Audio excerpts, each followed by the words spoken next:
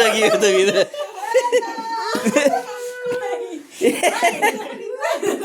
यो अस्ति tent house कि टेन्ट हाउस भन्छ अरे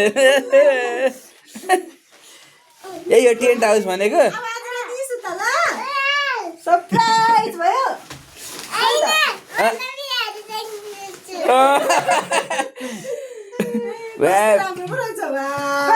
थ्याङ्क यू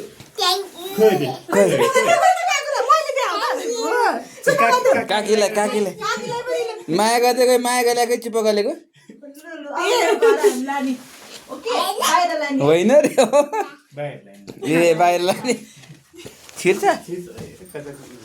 अलिकति यसो